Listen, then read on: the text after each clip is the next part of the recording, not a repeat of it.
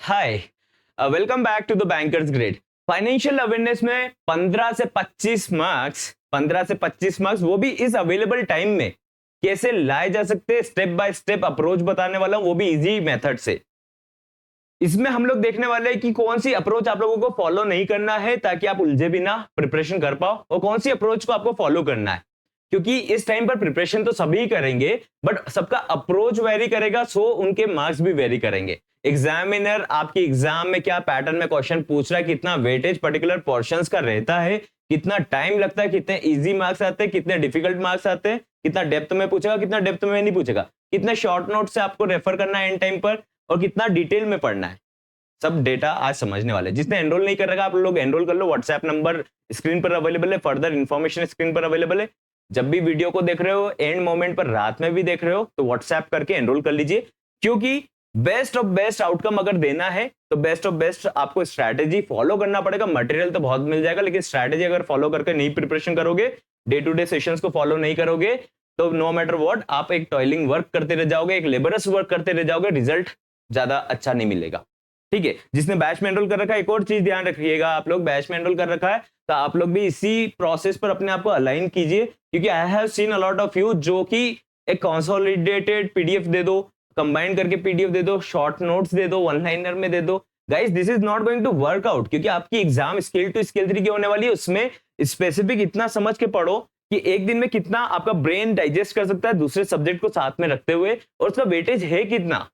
अगर one liner से करोगे, शॉर्ट नोट से करोगे, तो उसमें आप लोग एक टाइम पर एक लाइन पढ़ रहे हो। आपको क्या लगता है एग्जामिनर ऐसे क्वेश्चन आपको देगा एक लाइन से? लाइन वाले क्वेश्चन देगा क्या कि डिटेल्ड में देगा आपको? तो उस पार्ट को समझना जरूरी, रादर देन शॉर्ट में फॉलो करना या फिर एक साथ सारे पीडीएफ को फॉलो करना। ठीक है, अब मैं आपको बताता हूं मंथली एफए के बाद कौन सा स्टेप फॉलो नहीं करना है। अब मंथली एफए को कितना फॉलो करना है, अब मैंने बहुत बार बताया आप लोगों को मंथली एफए कितना कवर करना है, लेकिन आज एग्जैक्टली आप लोगों को बताने वाला मंथली एफए से कितने मार्क्स आएंगे। ठीक है, मंथली एफए आप जो करते हो तो वो लेटेस्ट मंथ का करोगे, जुलाई अगस्त सितंबर, ठीक है, जून का भी कर लोगे। अब आप क्या सोचते हो कि जून जुलाई अगस्त सितंबर कर लेंगे तो उससे हमारे इन सब चीजों को छोड़ देते, थोड़ा नॉर्मल ले लेते और मंथली एफए करेंगे, वहां से हमारे 40 में से 30 क्वेश्चन आ जाएंगे। आपको ऐसा लगता है जिसमें से आप 20-25 क्वेश्चन कर लोगे, शायद ऐसा सोचते हो। जब भी जाकर एग्जाम में देखते हो तो आपको लगता है यार 8-9 क्वेश्चन ही देखने को मिला था, जिसमें से 4-5 क्वेश्चन ही बने। ऐसा होता है जिसने एग्जाम दिया था, आप लोगों को पता है। जिसने एग्जाम नहीं दिया कभी भी, आप लोग इसको लर्निंग पर लेकर चलो, ये मिस्टेक नहीं तो एग्जाम के बाद आप अज्यूम करोगे, मतलब आप इसको फील करोगे, आप पता करोगे कि यार ऐसा भी होता है, डिकोड करोगे।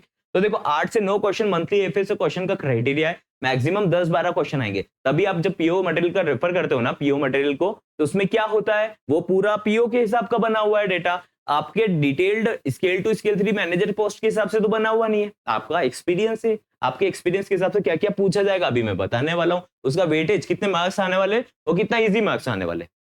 ठीक है, सो आई एम अगेन रिपीटिंग, जिसने व्हाट्सएप नहीं रखा है आप स्क्रीन पॉज करके व्हाट्सएप कर लो पहले। व्हाट्सएप नंबर नहीं तो आपका फ्लो में निकल जाएगा, बाद में आप लोग फिर वापस से क्या होगा, जीरो से अपना अप्रोच स्टार्ट करोगे। सो मंथली एफए जो रहता है वो गाइस आते हैं क्वेश्चन 10 से 12। ठीक है, तभी आप जब पीओ मटेरियल रेफर करते हो ना, पूरा पूरा 500 पेज, 200 पेज, तो उसमें आप लोग देखते हो क्या 10 से 12 क्वेश्चन आए खाली।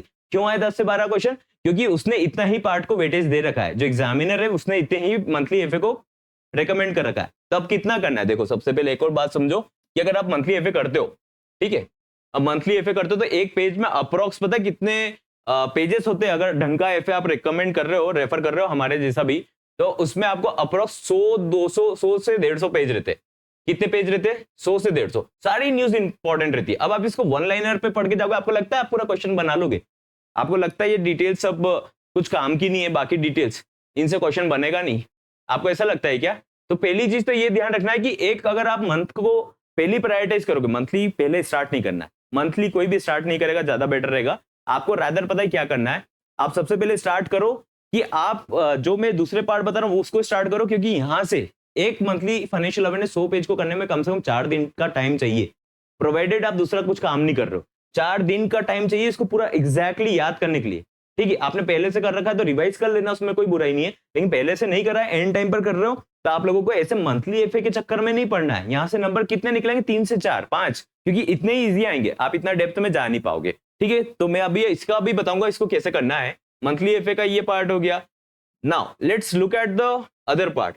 आरबीआई सर्कुलर्स, तो इसका वेटेज कितना रहता है? अब आपको क्या लगता है आरबीआई सर्कुलर का आपको एकदम फ्लो बना तो पूरा आरबीआई सर्कुलर पर ही आप फोकस करने लग जाते हो, फिर आपको क्या लगता है 15 से 20 क्वेश्चन आ जाएंगे क्या यहाँ से? आउट ऑफ 40 पता है यहाँ से कितने आते? 5 से 6 क्वेश्चन, 5 से 6 क्वेश्चन आते। पहले आए थे बीच में 2020 के आसपास की ज्यादा क्वेश्चन आए, बाद में लेटर ऑन ये रिड्यूस होने लग गया। हर कोई आरबीआई सर्कुलर के पीछे लग रहा है, हर कोई आरबीआई सर्कुलर, हर कोई की फाइनेंशियल अवेयरनेस आता है तो आरबीआई सर्कुलर का नाम पहले लेता है हर कोई कैंडिडेट, तो ये तो उनको भी पता है। और इसमें आरबीआई सर्कुलर्स में इतने पार्ट है कहाँ, कितने पार्ट है आप बताओ? बल्क डिपॉजिट का पार्ट चल रहा है, अगर हम देखें उसके अंदर तो यूसीबी अर्बन कोऑपरेटिव बैंक्स के बारे में बात चल रहा है, प्रूडेंशियल नॉर्म्स के बारे में बात चल रहा है, हमने तो ऑलरेडी वो चीज देख रखा है। पीएसएल के कुछ डिस्ट्रिक्ट वाइज लिस्ट के बारे में बात चल रही है, जैसे गिने चुने 10 टॉपिक है, 12 टॉपिक है जो इंपॉर्टेंट है।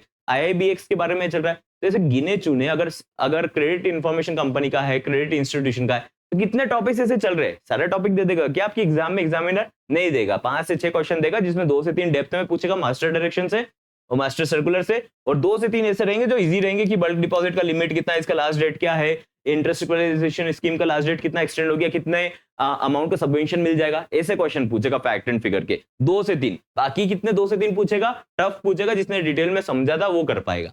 ठीक है, तो ये भी अप्रोच हो गया। इस पे हमने आज 1 घंटे में, 1.5 घंटे में पूरा आरबीआई सर्कुलर जनवरी टू अगस्त सितंबर पूरा कंप्लीट कर लिया। तो इतने तरीके से आप भी कर लो शॉर्ट में। आप जब बैच में एनरोल्ड हो, बैच में एनरोल नहीं कर रहा तो वो बात अलग है, लेकिन बैच में एनरोल्ड हो तो आपको क्या करना है, आप क्या करते हो, जब आरबीआई सर्कुलर हुआ तो आपका अटेंशन दूसरे टॉपिक पर रहेगा। आप आरबीआई सर्कुलर आज हुआ है तो आज वापस से रिवाइज कर लो हैंड टू हैंड। वही आप ही के लिए तो एफर्ट लगा रहे, आप ही के लिए तो कोशिश कर रहे कि यार आपको कम अप्रोच करना पड़े, सब काम हम कर दें आपका, बस आपको तो एकदम सर्व करें और आप एक बार उसको फॉलो कर लें। ठीक है, इसलिए तो आपके एंड मोमेंट के सेशन से, नहीं तो आपको मना कर दिया जाए कि ये पीडीएफ है पढ़ लो, पीडीएफ से कितना बेनिफिट होता है, किसका बेनिफिट हुआ आज तक? पीडीएफ से बेनिफिट ले लोगे वो 5-10 दिन में, एमसीक्यूज से बेनिफिट कैसे आ जाएगा आपका? आप बताओ, एमसीक्यूज तो आपको भी मिल रहा है, लेकिन एमसीक्यूज से बेनिफिट कैसे आ जाएगा? एमसीक्यू से जब बेनिफिट आएगा जब एग्जामिनर ने एमसीक्यूज दिया है। ये कोई एग्जामिनर के एमसीक्यूज थोड़ी है, ये पर्सन टू पर्सन वेरी करता है, किसी को लगता है ये इंपॉर्टेंट है, किसी इंस्टीट्यूशन को लगता है ये इंपॉर्टेंट है, वो उनका अकॉर्डिंग एमसीक्यूज देते हैं आपको, आप उसी के ट्रैप में चले जाते हो। आपको पूरा ओपन ब्रेन से करना है कि यार मेरा स्ट्रेंथ कौन सा है, मंथली एफए में कितना कर सकता हूं, मैंने आपको टाइम बता दिया। अगर एक मंथली एफए अच्छे से कर रहे हो तो 5 से 6 दिन का टाइम देना पड़ेगा डेप्थ में करने के लिए, और आप जो मैं रिकमेंड करने वाला उसके अकॉर्डिंग करोगे तो 1-2 दिन में भी कर सकते हो, क्योंकि मैं अपर पार्ट बताने वाला हूं आपको कि कितना टाइम आपको डिवोट करना है। तो अगर हम बात करें आरबीआई सर्कुलर से कितने क्वेश्चन आते हैं, तो 2 से 3 आप इजीली बना सकते हो, और 5 से 6 टोटल आपको क्वेश्चन देखने को मिलेगा। इतना ही वेटेज देकर प्रिपरेशन करना है, नहीं तो आरबीआई सर्कुलर में लगे, मंथली पे लगे, और मंथली पे कितने क्वेश्चन आएंगे? 10 से 12 मैक्सिमम, वो भी डिफिकल्ट आएंगे इसमें, है ना, बहुत डेप्थ में जाओगे जब जाकर बनेंगे। इजी आपके 4 से 5 आएंगे जो आपको एक साथ देखने को मिलेगा कि यार ये इजी है। वो भी मैं क्या बोल रहा हूं, आपने जून जुलाई अगस्त सितंबर पढ़ रखा, जब जाकर 4 से 5 इजी दिखेंगे। नहीं तो आप ऐसा मत सोचना कि आपने अगस्त कर लिया तो आपके 15 क्वेश्चन आ जाएंगे यहाँ से, ऐसा कुछ नहीं चलता है यहाँ पर ना, यहाँ पे पूरा क्राइटेरिया डिफरेंट चलता है। अब गवर्नमेंट स्कीम की बात करो तो गवर्नमेंट स्कीम कितनी है बताओ? 50। अगर हम अलग अलग मिनिस्ट्री की बात करें ना, एग्रीकल्चर की तो एग्रीकल्चर की 10, 15, 20 है। अगर हम एमएसएमई की बात करें तो उनकी भी बहुत ज्यादा है। अगर हम खाली इंश्योरेंस की स्कीम्स की बात करें, जो गवर्नमेंट की स्कीम चल रही है उसकी बहुत ज्यादा है। हम सब्सिडी की बात करें तो उनकी स्कीम्स बहुत ज्यादा चल रही है। हम आवास योजना और ऐसी योजना की बात करें डेवलपमेंट की तो उनकी भी योजना ज्यादा है। अगर हम बात करें विमेन एम्पावरमेंट की तो उनकी भी ज्यादा चल रही है। अगर हम रूरल लाइवलीहुड मिशन की बात करें उनकी भी बहुत ज्यादा है। तो आप कितनी गवर्नमेंट स्कीम करते रह जाओगे? अगर आप इस माइंडसेट से चलोगे तो गवर्नमेंट स्कीम में ही आपको 1 महीना निकल जाएगा। इतना इजी होता है कि गवर्नमेंट स्कीम डेप्थ में पढ़ना? तो कौन सी स्कीम पढ़नी है वो भी तो इंपॉर्टेंट है ना आपके लिए। तो एक और बात समझो, गवर्नमेंट स्कीम में ईयर ऑफ लॉन्च सबको याद करने बैठते हैं, क्वेश्चन आएगा तो एक क्वेश्चन आ जाएगा, अभी सबका याद करते बैठना मत। पेंशन स्कीम से कितने क्वेश्चन आते हैं इस तरीके से समझ लेना एक बार। पेंशन से एक क्वेश्चन डेफिनेटली आता है, जैसे पिछली बार आया था एनपीएस में फंड मैनेजर कौन कौन सी कंपनी से, ठीक है, तो वो क्वेश्चन आया। तो ऑब्वियसली आप लोगों को इतना डेप्थ में पढ़ना है खाली, लेकिन कौन सी स्कीम्स को करना है जो एकदम हाईलाइटेड है। अब वो कौन से हाईलाइटेड है आपको कैसे पता चलेगा? जो बैंकिंग सेक्टर के लिए इंपॉर्टेंट है। एक बात समझो, चाहे वो क्रेडिट गारंटी की स्कीम हो, एमएसएमई की हो, तो वो अगर बैंकिंग के लिए इंपॉर्टेंट है, अगर एक बैंक मैनेजर को डे टू डे उसको प्रोसेस करने का काम पड़ रहा है तो वो उसके लिए इंपॉर्टेंट है। इतना बात समझो। अब वो बात गई कि करंट न्यूज में है तो वो इंपॉर्टेंट हो गया। आप इतना समझो, अगर अटल पेंशन योजना का अगर टारगेट चलता है, अगर अपन इतना बात समझे कि सुकन्या समृद्धि का भी अगर टारगेट चल रहा है, पीएसएल सेक्टर में टारगेट चल रहा है, तो इतना अपन को करना जरूरी है, उसको समझना जरूरी है, ठीक है। अब एक और इंपॉर्टेंट चीज, यहाँ से कितना क्वेश्चन आते हैं? यहाँ से क्वेश्चन आते हैं 5 से 6 गाइस। यहाँ पे भी आप 3 से 4 बहुत इजीली ला सकते हो अगर आपने प्रॉपरली पढ़ा है। अब ये कितनी देर में कवर होगा सर? हमने आज ज्वाइन करा बैच तो कितने दिन में कवर करेंगे, या हम आज से प्रिपरेशन करना स्टार्ट करें क्योंकि संडे, तो कितने दिन में कर लेंगे? तो अभी मैं आपको इस पे प्रायोरिटी नहीं दूंगा, मैं आपको बोलूंगा केवल एक दिन में, एक सेशन में इसको कंप्लीट करो। इसको कंप्लीट करके हैंड टू हैंड रिवाइज कर लो।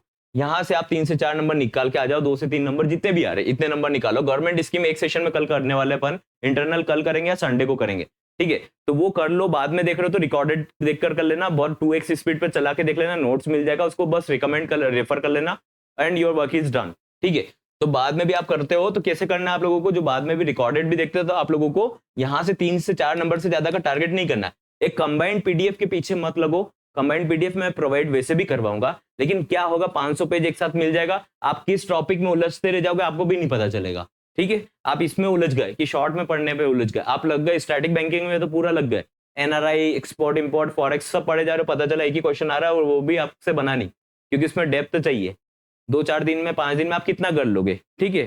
तो इसलिए मैं कह रहा हूं कि आप कंबाइंड के पीछे मत लगो। जो हम क्लास में कर रहे हैं ना, मैं आपका मैराथन मॉर्निंग में उठ के क्यों ले रहा हूँ 6 बजे, मैं 3-3 2-2 घंटे का कोशिश क्यों कर रहा हूँ? क्योंकि आप मेरे साथ फ्लो में चलो।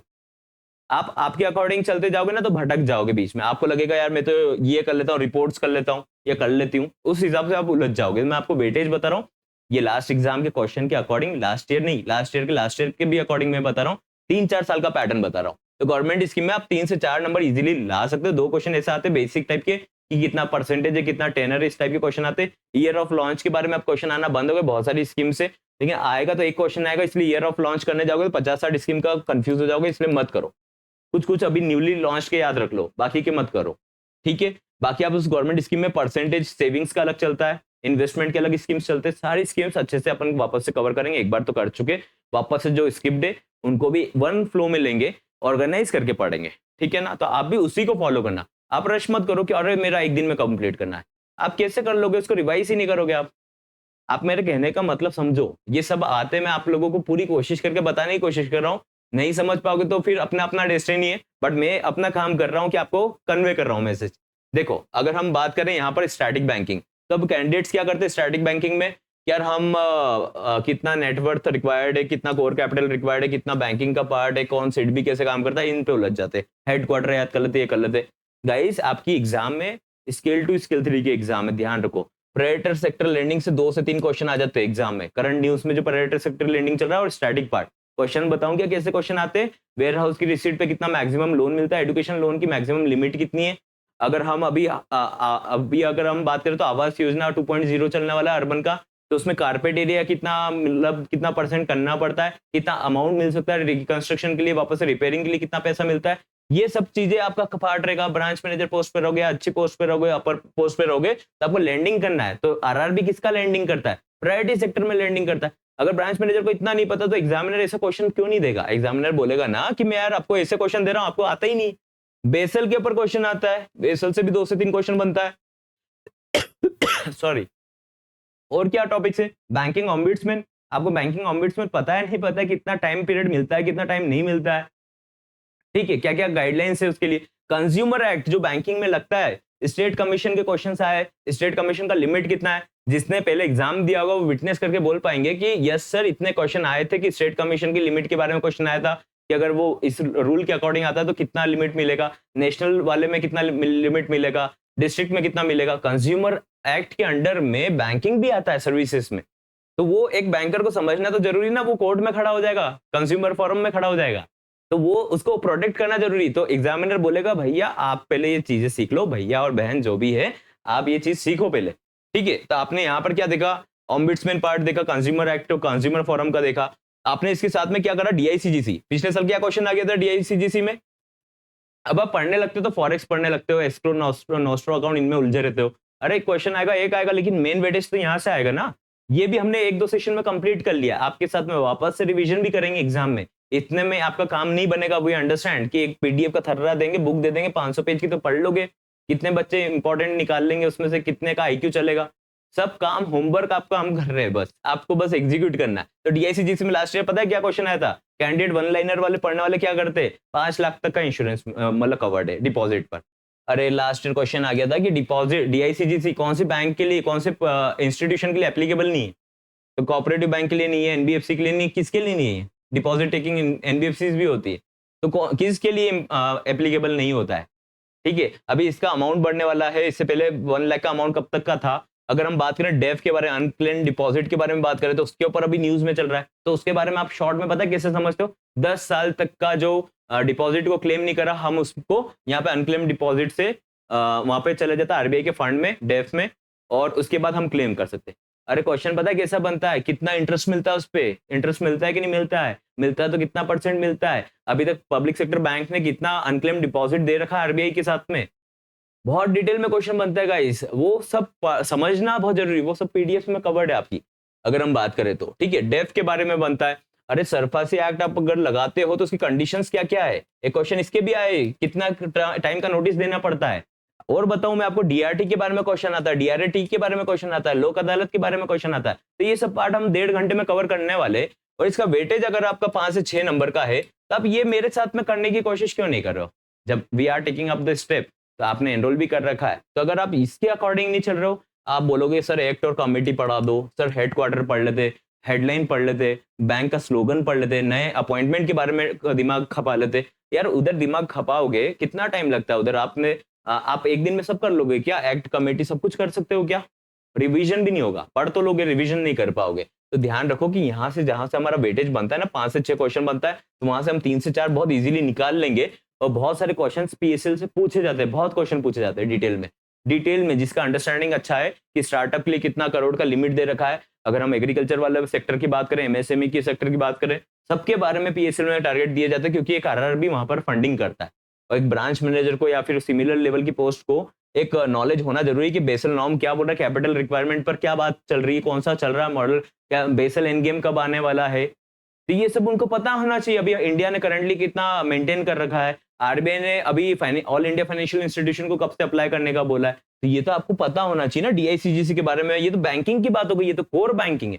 अब ये पीओ से इतना डिटेल में नहीं पूछते, इतना वेटेज उनके लिए नहीं रखते, लेकिन आपके लिए रखते। फिर आप क्या बोलते हो कि हमने जो मंथली एफए रेफर करा तो वहां से क्वेश्चन नहीं बने, क्योंकि वहां पे ये डिटेल में नहीं था, वहां पे गवर्नमेंट स्कीम डिटेल में नहीं है, क्योंकि स्टैटिक वाली गवर्नमेंट स्कीम भी आती है, एनपीएस के बारे में बहुत क्वेश्चन आते थे, अभी भी आएंगे, क्योंकि न्यूज में था, यूपीएस के बारे में आ सकता है, अटल पेंशन योजना के बारे में आ सकता है, उसी के साथ में ओल्ड पेंशन स्कीम के बारे में आ सकता है। तो ये सब चीजें अगर हम पढ़ते तो एक एक नंबर करके बहुत इजीली निकालेंगे। अब पढ़ने में आपको टाइम लगेगा क्या? मैं डिक्टेट कर रहा हूँ, मैं आपको कोशिश कर रहा हूँ इजी वे में याद कराने की, रिवाइज करा रहा हूँ, तो आप कर सकते हो, आराम से इजीली कर सकते हो।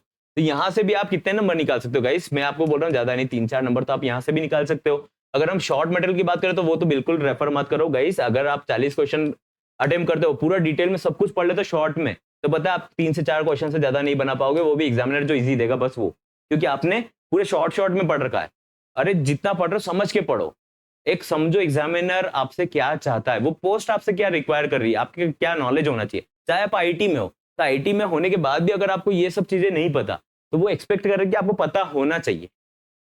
कॉमन पर्सन को वैसे भी पता नहीं होती तो कट ऑफ लो चल जाएगा। लेकिन यार ऐसा क्यों हो रहा है कंटिन्यूअसली कि 40 में से 5 नंबर लोगों को नहीं आ रहे, 1 नंबर का कट ऑफ जा रहा है, 2 नंबर का कट ऑफ जा रहा है। इस बार बढ़ सकता है, लेकिन अगर हम बात करें इस बार एग्जाम में आपका टाइमर, जो एग्जामिनेशन का टाइम है वो कम है, 15 मिनट का टाइम दे रखा है, तो उसमें आपको लेंथ शॉर्ट कर देंगे, बट क्वेश्चन का लेवल अच्छा रहेगा स्केल 2 और स्केल 3 सब में। ठीक है, अगर हम रिपोर्ट्स की बात करें तो यूनियन बजट अभी नया नया आया है। अब आप उसको करने जाओगे, इसकी फिगर को याद करोगे, खुद से पीडीएफ ले लेके बैठे रहोगे। पता है कैंडिडेट्स क्या बोलते हैं?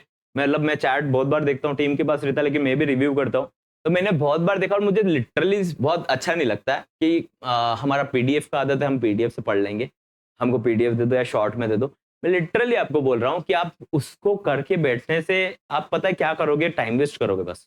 और यही वो टाइम है, अपने आप को आपको बचा के रखना है, अपना पूरा एनर्जी कोशिश करो। जब we are working for you, आप लाइव नहीं देख पा रहे हो तो कोशिश करो रिकॉर्डेड देख लो, रिकॉर्डेड तो बिल्कुल देख सकते हैं, ठीक है ना? तो रिकॉर्डेड देख लो, उसमें पूरा क्राइटेरिया अलग रहता है, एग्जामिनेशन में वेटेज अलग रहता है। तो यहाँ पे रिपोर्ट पार्ट से भी आपको 4 से 5 नंबर का वेटेज रहता है गाइस। इस तरीके से आप लोगों के 40 नंबर डिस्ट्रीब्यूट होते हैं। डू नॉट थिंक लाइक कि मंथली एफए कर लेंगे तो क्वेश्चन क्यों नहीं बन रहा, क्योंकि आप जहां से रेफर करते हो ना, जुलाई का मंथ का पढ़ लेंगे, अगस्त का पढ़ लेंगे, ये पढ़ लेंगे, 6 महीने का पढ़ लेंगे, अरे वहां से क्वेश्चन ही नहीं आ रहे, पूरे क्वेश्चन आ रहे क्या वहां से कितने करने हैं गाइस? इतना कर सकते हो अपनी स्ट्रेंथ के अकॉर्डिंग। जो इजी न्यूज है, जो इंपॉर्टेंट न्यूज है वो मैं बता दूंगा, वहां से चांसेस रहेंगे कि 2 से 3 क्वेश्चन डेफिनेटली देखने को बन जाएंगे। लेकिन अगर हम बात करें, जैसे लास्ट ईयर कौन से इजी क्वेश्चन आए थे, यूपीआई के ऊपर आपको 2-3 क्वेश्चन इजी दे दिए, बाकी तो उसने कॉम्प्लेक्स दिया था, फिर उसने घुमा दिया, 3-4 question Brics India private limited का रिस्ट्रिक्शन का दिया था, ऐसे मास्टर कार्ड का दिया था, ऐसे 3-4 क्वेश्चन इजी दिए, फिर उसने आपको घुमा दिया, 4-5 क्वेश्चन में डेप्थ में चला जाएगा। या डेप्थ का कोई लिमिट नहीं, अभी टाइम नहीं है, डेप्थ में जाने का टाइम नहीं है ना। जो इंपॉर्टेंट चल रहा है, जैसे एसआरओ के ऊपर चल रहा है, ये सब जो भी चल रहा है हम लोग अभी इंपॉर्टेंट कर सकते हैं। आरबीआई ने अभी वेज एंड मीन्स एडवांसेस का लिमिट बढ़ाया, ये सब करा, तो ये सब चीजें हम कर सकते हैं जो अभी टर्म में है ना। अभी मॉनेटरी पॉलिसी के बारे में आया था, कुछ भी बेसिक क्वेश्चन आ सकता है, मॉनेटरी पॉलिसी भी आपको अच्छे से बताया है। तो रिपोर्ट पार्ट में आरबीआई एनुअल रिपोर्ट और नाबार्ड एनुअल रिपोर्ट दोनों इंपॉर्टेंट है। नाबार्ड एनुअल रिपोर्ट से 2 क्वेश्चन बनता है, एक क्राइटेरिया इनका एग्रीकल्चर के ऊपर रहता है, एग्रीकल्चर से 1 से 2 क्वेश्चन तो बनाते ही बनाता है। क्रॉप के बारे में आ जाएगा, हनी बी कीपिंग, इन सब के बारे में आ जाएगा, एनिमल हस्बेंड्री के बारे में क्वेश्चन आ जाता है। नाबार्ड एनुअल, पिछली बार एक क्वेश्चन आया था कि कौन से यूनियन टेरिटरी में आरआरबी नहीं है, तो ये कहां से आया था, नाबार्ड की एनुअल रिपोर्ट से। नाबार्ड की एनुअल रिपोर्ट में मेंशन रहता है कि हम कहाँ काम कर रहे हैं, कहाँ काम नहीं कर रहे, हमने डिजिटली कैसा काम करा, पीएसएल पर कितना काम करा, और हम अभी एनपीए के टर्म्स में कितना काम कर रहे हैं। अभी आपका दिमाग कैसा करता है, जीडीपी लेकर बैठ जाएंगे, अरे गया वो ट्रेंड, जीडीपी पर आ गया, क्वेश्चन था, आ गया, बना लेना, क्या इतनी बड़ी बात है, 4 टेबल पढ़नी है हमको, एंड टाइम पर पढ़ेंगे, एक बार में देख लेंगे कि पहले कितना था, कौन सी रेटिंग एजेंसी ने बताया हमको, और पहले कितना रेटिंग करा था हमारा, 7.2 करा था, कितना करा था, अब 6.8 करा, बढ़ाया, कम करा, कितना करा, तो बस इतना याद रखना है, उससे क्वेश्चन नहीं आता। पेनल्टीज ऑफ बैंक के ऊपर क्यों टाइम वेस्ट कर रहे हो, एग्जामिनर आपसे एक्सपेक्ट कर ही नहीं रहा है कि आप इनमें उलझो, उसका ऐसा कहना है एग्जामिनर का दैट 40 क्वेश्चन है, तो मैं आपको 20-25 क्वेश्चन तो बहुत नॉर्मल दूंगा कि इतने निकाल सकते हो, लेकिन कंडीशन ये है कि हर पार्ट पर आप प्रिपेयर्ड होने चाहिए। आपको आरबीआई सर्कुलर के नॉलेज होना चाहिए, मंथली क्या चल रहा है इसका नॉलेज होना चाहिए, स्टैटिक के बारे में नॉलेज होना चाहिए, जो डे टू डे बैंकिंग में ऑपरेशन चलेगा, आप रिपोर्ट पार्ट से अपडेटेड हो, फाइनेंशियल से अपडेटेड हो, बजट रिपोर्ट से अपडेटेड हो या नहीं हो, गवर्नमेंट स्कीम, क्योंकि आपको बैंक में काम करना है तो गवर्नमेंट स्कीम्स का रोल बहुत रहता है, तो आप इन पार्ट पर कितना एप्लीकेबल कर पा रहे हो। ऐसे मैंने अगर आपको 5 बताया तो 5-5, 6-6 नंबर का वेटेज हर सेक्शन रखता है। Just go for financial awareness, केवल फाइनेंशियल अवेयरनेस करके मत जाना, करके जाना, डेफिनेटली 3-4 नंबर यहाँ पर भी आएंगे। आप आपके रिसोर्सेज फॉलो करना चाहते हो करिए, लेकिन मेरा ये सजेशन है कि वहां पर आप लोग करने के साथ साथ में जो इंपॉर्टेंट पार्ट है उन पर भी करो। आरबीआई सर्कुलर ऐसे तुक्के में मत करो, एक साथ में अच्छे से करने की कोशिश करो। एंड बैच में हम लोग डेफिनेटली वही चीज अप्लाई कर रहे हैं। जिसने बैच में एनरोल नहीं करा, आप लोगों को व्हाट्सएप करना है, व्हाट्सएप नंबर स्क्रीन पर अवेलेबल है। कभी भी वीडियो देख रहे हो, रात में देख रहे हो, 24/7 आप लोग व्हाट्सएप करके एनरोल कर सकते हो। कभी भी, मतलब आप सुबह भी देख रहे हो, 2 दिन बाद भी देख रहे हो, व्हाट्सएप करो, एनरोल करो, प्रिपेयर करो और आगे बढ़ो। ठीक है, इस टाइम को यूटिलाइज कर लो। और आपने बैच में एनरोल कर रखा है तो एक और चीज ध्यान रखो कि आप जस्ट अपने मन से मत चलो गाइस। मेरा एक सजेशन है ऑनेस्ट आपको, कि आप आपके अकॉर्डिंग मत चलो कि यार हमको शॉर्ट में दे दो, 1 लाइन में दे दो, आप हमको एमसीक्यूज दे दो खाली। यार वो सब चीजें क्यों कर रहे हो? मैं आपके लिए एफर्ट डाल रहा हूँ, टीम पूरा एफर्ट डाल रहा है, तो उसके साथ में बैठ के बस आपको वो करना है। बाकी टाइम पे दूसरे सेक्शन पर कोशिश करो कि उस पर हम लोग प्रैक्टिस कर रहे हैं। एक फ्री जोन में आओ, अपना मेसी ब्रेन मत करो, सब डेटा एक दिन में एक साथ लेने की कोशिश मत करो। अगर मैंने आज आरबीआई सर्कुलर पढ़ाया तो कोशिश करो आरबीआई सर्कुलर आज बस इतना सा रिवाइज करना, इतना ही डेटा, लिमिटेड इंफॉर्मेशन ब्रेन में रखना है। ठीक है, चलो I will see you in the next session.